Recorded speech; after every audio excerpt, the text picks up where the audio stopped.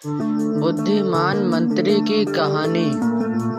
एक बार की बात है, एक रियासत के मंत्री ने राजा को अपनी बेटी के विवाह समारोह में निमंत्रित किया। जब राजा अपने परिवार के साथ विवाह समारोह में पहुंचा तो मंत्री उन्हें सम्मान पूर्वक विशिष्ट आसन पर बैठाने ले गए। मंत्री यह देखकर बहुत लज्जित हुआ कि एक सफाई कर्मी वहां बैठा हुआ था। उसने सफाई कर्मी को सभी के सामने वहां से उठा फेंका और उसे बहुत डांटा। सफाई कर्मी ने बहुत अपमानित महसूस किया और बदला लेने की योजना बनाने लगा। अगले दिन सुबह वह जब राजा का कक्ष साफ कर रहा तभी वह जानबूझकर बड़बड़ाया। राजा कितने नादान हैं, उन्हें पता ही नहीं कि रानी और मंत्री के बीच क्या चल रहा है। राजा आधी नींद में था। यह क्या बकवास कर रहे हो? उसने पूछा। महाराज, मैं पूरी रात सो नहीं पाया, मैं तो नींद में बड़बड़ा रहा था, सफाई कर्मी जवाब में बोला।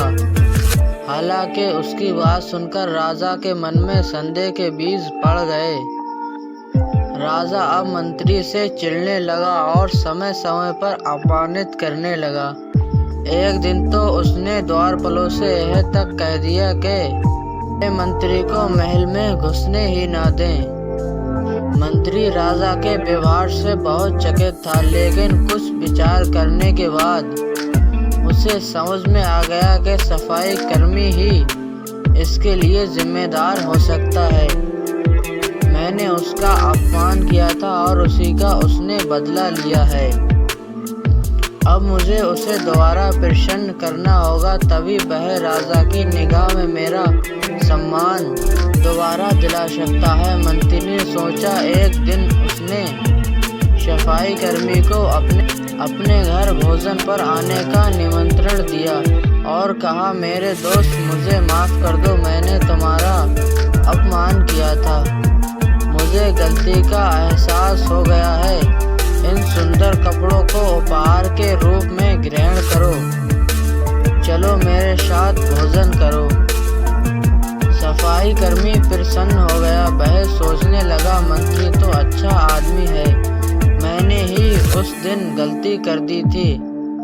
अब सफाई कर्मी प्रसन्न था और प्रयास करने लगा कि मंत्री के बारे में राजा की सोच बदल जाए। एक बार जब राजा कक्ष में गया तो राजा सो रहा था। वह बड़बड़ाने लगा। राजा का तो दासी के साथ प्रेम संबंध है, बड़ी लज्जत की बात है। राजा ने उसका बड़बड़ाना सुना तो उठकर बैठ गया। राजा ने सफाई कर्मी को बहुत डांटा। सफाई कर्मी बोला, क्षमा कर दे महाराज, मैं पूरी रात सो नहीं पाया, इसलिए दिन में ही नींद में बड़बड़ा रहा था। राजा को अपनी गलती समझ में आ गई थी। इस तरह की अफवाह के चक्कर में आकर उसने अपने बहुत अच्छे सलाहकार की अनदेखी शुरू कर दी थी। राजा ने मंत्री को बुलाया और दोनों फिर से मित्र बन गए।